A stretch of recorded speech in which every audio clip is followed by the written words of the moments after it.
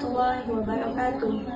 Halo Sobat Bahasa, perkenalkan saya Arifatul Aini, Prodi Pendidikan Matematika STKIP PGRI Sumeneb dengan NPM 22842021 A000698. Nah, pada video kali ini kita akan membahas materi penting, yaitu tentang penggunaan tanda baca dalam bahasa Indonesia.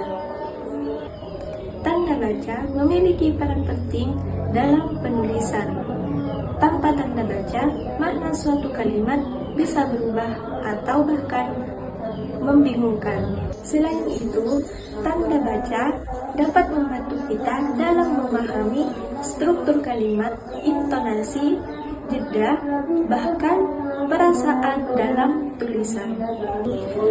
Adapun sejarah panjang penggunaan tanda baca yang berkembang seiring dengan kebutuhan manusia dalam menyampaikan pesan tertulis secara jelas dan terstruktur. Pada awal perkembangan tulisan, khususnya dalam aksara Yunani kuno dan Latin, tanda baca belum digunakan secara sistematis. Tulisan kuno biasanya ditulis tanpa spasi antar kata dan tanpa tanda baca. Hal ini tentu menyulitkan pembaca dalam memahami maksud dari teks yang dibaca. Tanda baca pertama kali diperkenalkan oleh Aristophanes dari Bizantium, seorang ahli tata bahasa Yunani, sekitar abad ketiga sebelum Masehi. Ia menciptakan sistem tanda baca untuk membantu orator atau pembicara dalam membaca teks dengan intonasi dan jeda yang tepat. Beberapa simbol awal yang digunakan antara lain titik rendah untuk jeda pendek, titik tengah untuk jeda sedang, dan titik tinggi untuk jeda panjang. Pada abad pertengahan, terutama di kalangan biarawan dan penyalin naskah di Eropa, tanda baca mulai digunakan untuk memperjelas bacaan dalam kitab suci dan karya sastra. Salah satu tokoh penting dalam perkembangan tanda baca pada masa ini adalah Isidor dari Sevilla. Ia membantu menyebarluaskan penggunaan tanda baca dalam karya-karya keagamaan. Selain itu, Alcuin dari York, seorang cendekiawan di istana Charlemagne, juga turut berkontribusi dalam penyempurnaan sistem tanda baca. Pada masa penemuan mesin cetak oleh Johannes pada abad ke-15, kebutuhan akan standarisasi dalam penulisan semakin meningkat. Tanda baca pun mulai digunakan secara lebih konsisten dalam berbagai bahasa Eropa. Selanjutnya, pada abad ke-16, tanda baca mulai memiliki fungsi yang lebih jelas. Para penulis dan editor mulai menetapkan aturan tata bahasa dan ejaan, termasuk tanda baca dalam buku-buku cetak. Sedangkan di Indonesia, penggunaan tanda baca mengikuti perkembangan bahasa Indonesia itu sendiri yang berakar dari bahasa Melayu. Dengan pengaruh sistem pendidikan kolonial Belanda, aturan tanda baca modern mulai diperkenalkan dan diterapkan dalam tulisan resmi. Dan setelah Indonesia merdeka, pedoman penggunaan tanda baca diatur secara lebih formal melalui Pedoman Umum Ejaan Bahasa Indonesia atau disingkat dengan PUEBI, yang dahulu dikenal sebagai EYD atau ejaan yang disempurnakan. Dalam pedoman ini, fungsi dan aturan penggunaan tanda baca dijelaskan secara rinci agar dapat digunakan secara tepat dalam berbagai konteks tulisan. Berikut ini adalah beberapa tanda baca yang sering digunakan dan cara penggunaannya. Yang pertama, tanda titik. Tanda titik digunakan untuk mengakhiri kalimat pernyataan. Contohnya, saya suka membaca buku. Tanda titik juga digunakan dalam singkatan tertentu seperti saudara, bapak, atau dokter. Akan tetapi, tanda titik tidak digunakan dalam singkatan umum seperti SD, SMP, atau UN. Yang kedua, tanda koma. Tanda koma digunakan untuk memisahkan unsur-unsur dalam suatu kalimat. Contohnya, saya membeli buku, pensil, dan penghapus. Selain itu, tanda koma juga digunakan setelah kata penghubung intra kalimat seperti tetapi, namun, oleh karena itu. Contohnya, saya ingin pergi ke taman, tetapi hujan turun sangat deras. Yang ketiga, tanda tanya. Tanda tanya digunakan pada akhir kalimat tanya. Contohnya, apakah kamu sudah makan? Nah, jadi pada tanda tanya tidak boleh digunakan dalam kalimat pernyataan, sebab fungsinya lebih khusus. Yang keempat, tanda seru. Tanda seru digunakan untuk kalimat perintah, ajakan, atau ungkapan emosional. Contohnya, awas ada ular, atau cepat selesaikan tugasmu. Yang kelima, tanda titik dua. Tanda titik dua digunakan untuk mengawali rincian, kutipan langsung, atau penjelasan.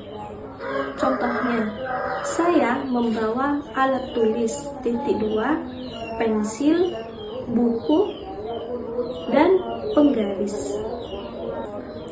Yang keenam, tanda titik koma.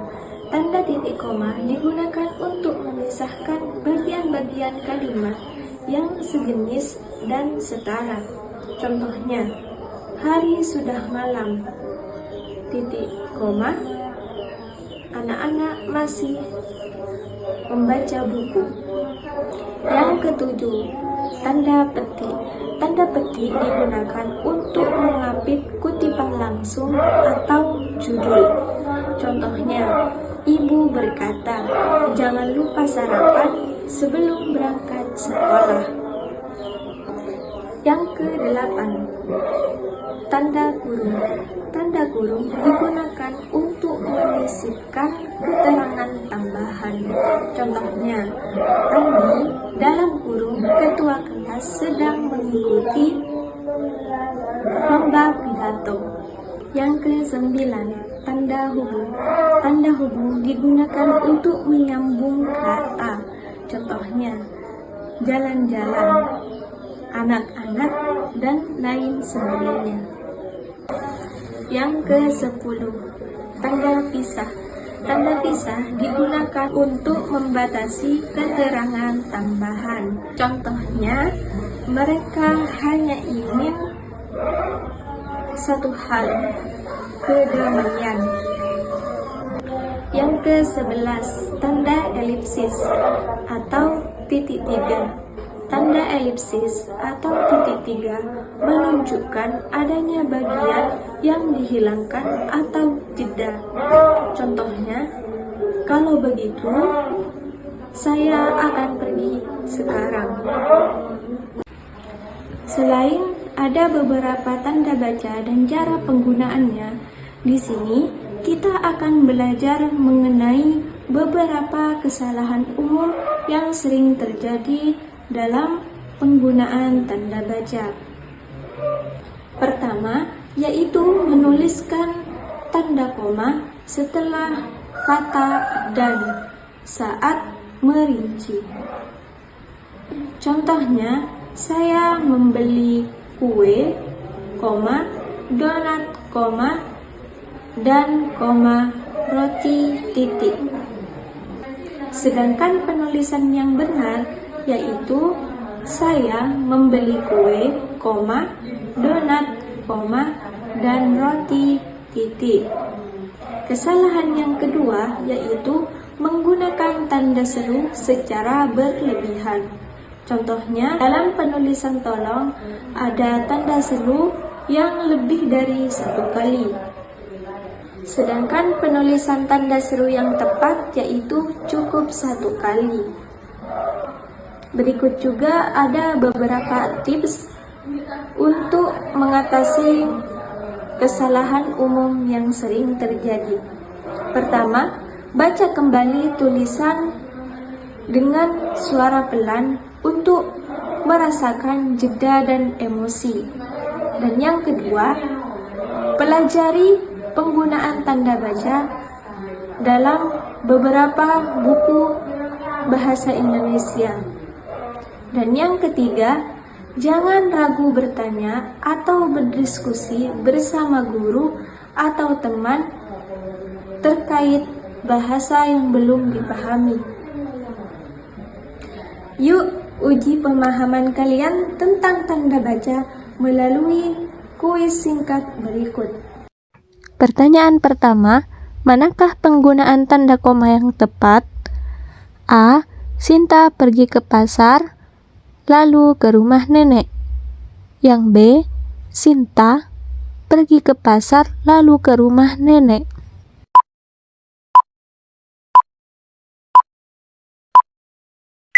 Jawaban yang benar adalah A. Sinta pergi ke pasar, lalu ke rumah nenek. Karena kalimat tersebut menggunakan koma untuk memisahkan dua klausa secara tepat. Pertanyaan kedua, pada kalimat berikut, manakah yang menggunakan tanda petik dengan benar?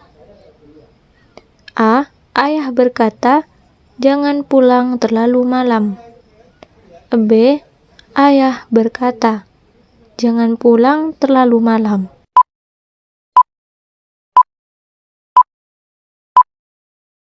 Jawaban yang benar adalah B.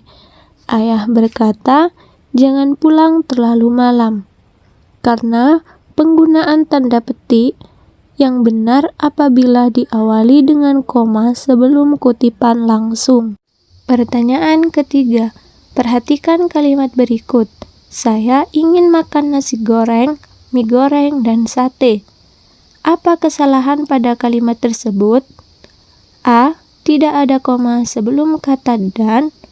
B. Tidak ada kesalahan.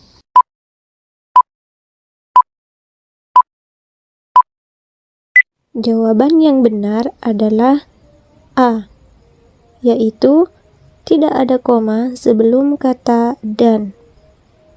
Sebaiknya, koma digunakan sebelum dan dalam daftar 3 atau lebih unsur. Pertanyaan keempat, manakah di antara berikut yang menunjukkan penggunaan tanda elipsis dengan tepat? A. Aku tidak tahu harus bagaimana. Yang B. Aku tidak tahu harus bagaimana.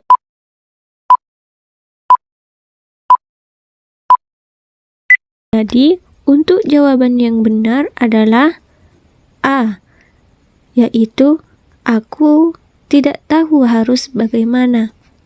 Karena tanda elipsis digunakan untuk menunjukkan jeda atau keraguan-raguan. Pertanyaan kelima, kalimat yang benar dalam penggunaan tanda pisah adalah A. Mereka semua, guru, siswa, dan orang tua hadir dalam acara itu. Yang B. Mereka semua, guru, siswa, dan orang tua hadir dalam acara itu.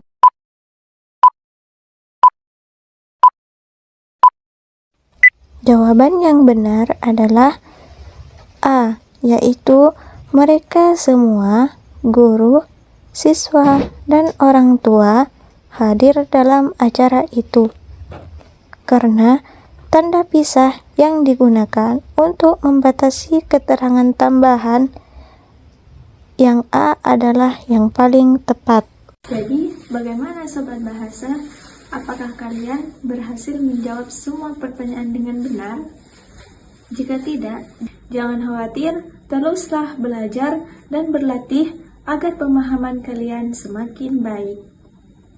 Demikian pembahasan kita pada kali ini tentang penggunaan tanda baca. Ingat, Menulis bukan hanya soal kata-kata, akan tetapi juga bagaimana kita menyusunnya dengan tanda baca yang tepat. Terima kasih telah menonton. Sampai jumpa pada video selanjutnya. Wassalamualaikum warahmatullahi wabarakatuh.